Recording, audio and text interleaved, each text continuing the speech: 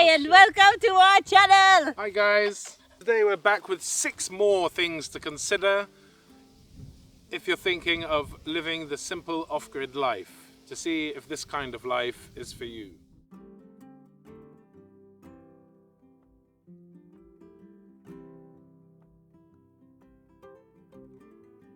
One of the first things to consider about this off-grid life is that a lot of the work is physical work. No surprises there. No surprises there. It's hard manual labor.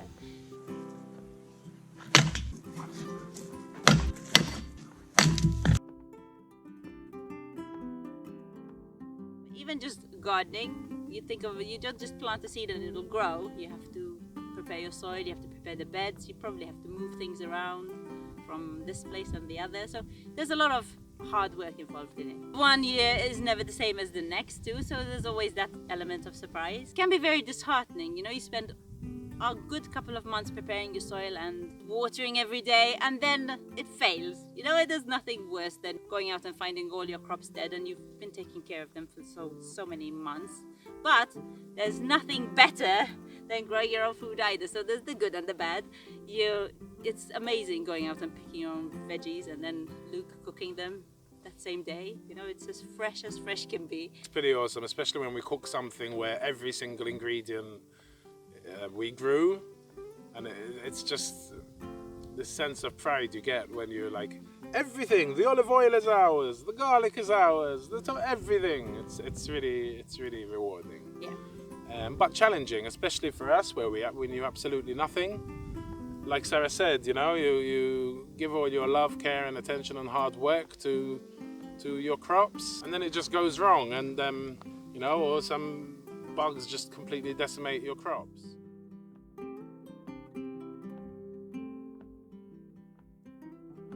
Yes, living off-grid, I don't know if it's like this ever in the world, but here in Portugal and with this piece of land anyway, that's what we can talk about. Creepy crawlies are everywhere and they are now our roommates. Yeah, if you have a phobia of spiders or creepy crawlies, basically you might want to reconsider living on a farm, I mean. Yeah, but you do get used to it, and the better your garden becomes, the better your land becomes, the more you're inviting these awesome insects. Yeah, ideally the more diversity, and yeah. You want this is an awesome thing. You want that's all what these we're insects to come to the garden.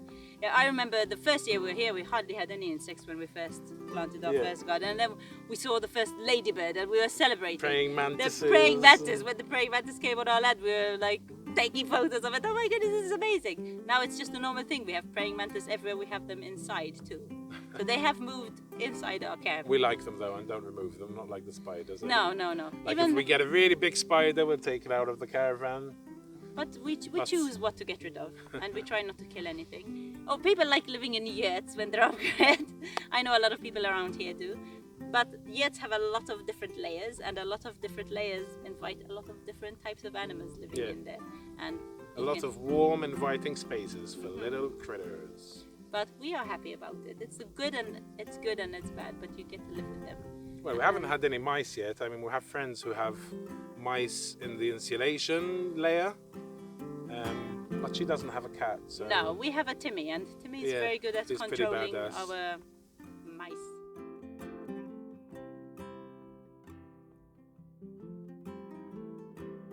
Another thing to consider is if you're a clean freak like my mother, you might have an issue with living like this. You know, we're not dirty people, but every time we go in, we drag in dirt and there's dust, and I mean, you're living in the countryside. We work outdoors, spend very little time indoors.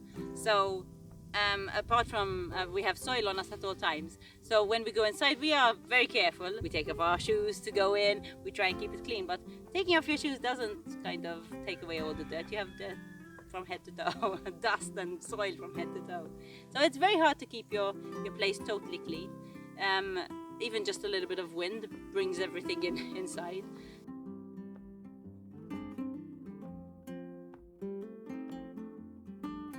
This life also makes you more aware of your carbon footprint. So you want to reduce that by reducing your waste and using your waste.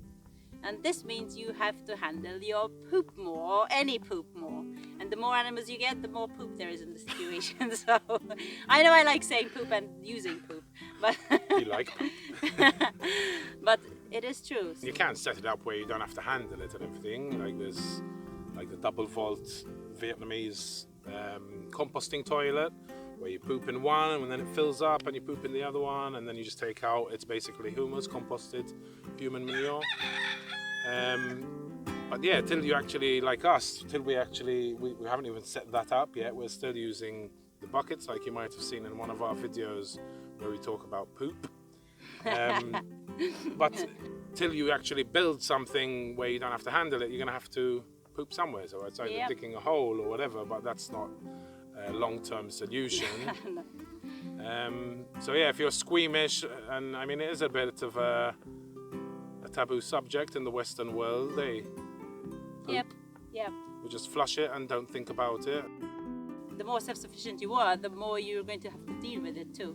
Because even, okay, your own, maybe you can set it up that you don't touch it, but you've got animals and you're going to be dealing with it. You want their poop, you want to save it and put it in your garden because it's really good for your garden. It's gold. So you do have to deal with this stuff, but you will get used to it too, like everything else.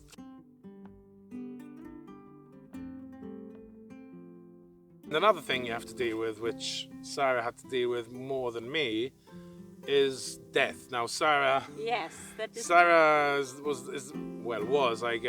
the type of person where if she accidentally stepped on an ant, she would kind of freak out a bit. She never really handled it very well, eh? Not an ant. Oh, come on, you never... I mean, the only thing I she don't like kills killing is things, no. flies now, eh? Really. Yes, but I do not feel... too keen either, really. I do feel I had a phobia of dead animals. I love everything living, but then as soon as something's dead, I just can't handle it. I am much, much better now. Yeah, you are. I have also picked up a dead mouse by the tail and put it away, buried it somewhere. Now we don't have to do that anymore. Timmy takes care of that. That's his job. We ended up with a lot of cocks, too many, and we ended up eating 3 of them. So you have to deal with it that way. But in saying that, even if you're a vegetarian or a vegan, if you have eggs and chickens, you still have to deal with what we're going through, because if you're not going to eat your chickens, you'll still have death from maybe foxes or mongoose. Over here they come and they kill your livestock, so you have to deal with that everywhere, that way. Most of the time, yes. Anyway. And but if you're even just vegan and you don't deal with animals at all on your land, maybe, I don't know, but even just digging stuff, I've dug and I've chopped a really, really nice fire salamander in half, which Luke had to take care of for me because I couldn't finish the job then. But these things happen on a daily basis. Like if you're working on the land, you're killing things non-stop without wanting to. Okay, I sounded like a murderer there. I don't mean that. Kill everything inside. I don't mean that. But you do end up. I've cut more than a few things in half, and friends have made fun of me for being the person who cuts things in half when I don't really want to do it. So you do have to deal with that a lot more than I used to have to deal with it. If you're not a vegetarian or vegan and you do plan to have livestock and never have, a lot of people say they'll be fine with killing a chicken and eating it. But then when it actually comes to it, they can't do it. We haven't had that problem. No, but we would have it was if a there delicious was curry though, yeah. A lot of the time, from what we've gathered anyway, we only have chickens at the moment, but we did woof with people who had goats and everything, but most of the time you eat like the males who are just impossible to handle. Like we decided to eat a couple of our cockerels because they started attacking Molly and us, so yeah, like they had to go, which kind of helped, you know. I mean, I don't know about when we do get goats, if I can't see myself killing a goat I have a great relationship with and eating it, you know. But definitely not. If we have a billy goat who goes mental once he reaches his teenage years, I'm pretty sure I have no issue with putting it down and eating it. We'll see when it comes to that, but yeah, we'll see. We're talking out of inexperience here with bigger animals than chickens. Yeah. But if it wasn't for Luke, we wouldn't have eaten any of our chickens because I don't have the guts to do it. And in saying that, we do have one too many cockerels now, and we did find a nice home for him, so we're pretty happy about that too. So, he's happy. Yes, he's happy. We're I'm sparing not bothered his life. really. Because I would have turned him into a Yes, nice chicken tikka masala. He does look really tasty actually, but he's a very sweet boy.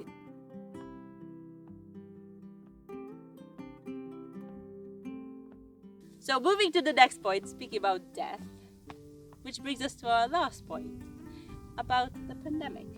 And maybe you think this has nothing to do with anything, but the fact that it didn't really affect us that much, this COVID, is a really good thing, I think. We're not saying it to make anyone jealous or anything if they're having they have to be stuck somewhere, but our lives didn't change that much, apart No. from the fact that we haven't met a lot of friends as much as we used to anyway. I No. mean, we used to have people coming over and we used to go over to our friends' places. we do miss the good times with our friends, but we didn't have to stop working on the land. We are Yeah. not stuck inside.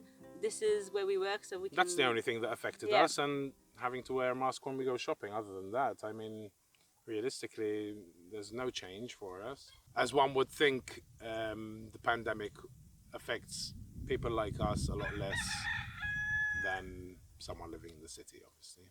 I hope you learned something from this. This wasn't meant to be like lessons that you have to write things down, but it's just our experience, and we kind of wanted to share it with you. So if you were thinking about this life and Maybe didn't think about one or two of these Yeah. points. might help you a little bit along the way. If you go through some of these points and think, yep, creepy crawlies don't bother me. Yep, I don't mind roughing it. I love camping. I'd love to grow my own food, and you can't think of any negatives, just do it. Because if you kind of wait for the right time, maybe it will never happen. We sold our house in Malta and paid off the loan with part of it, and we just came here, bought a piece of land. We had no income. We still have no income.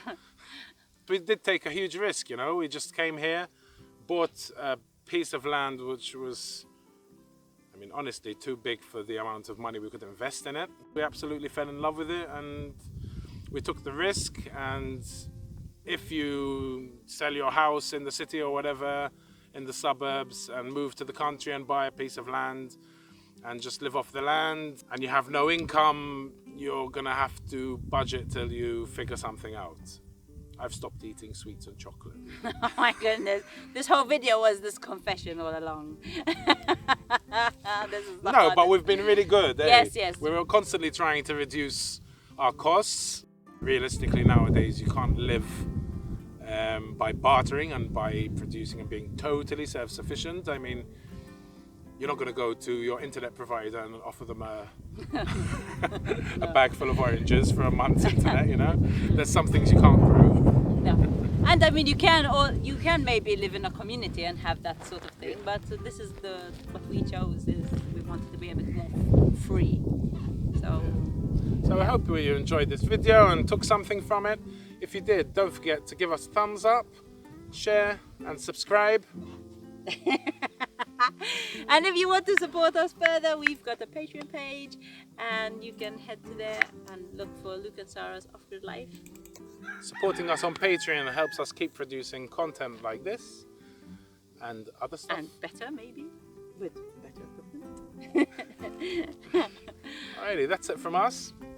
Thanks for watching. Take it easy and see you next time. Bye.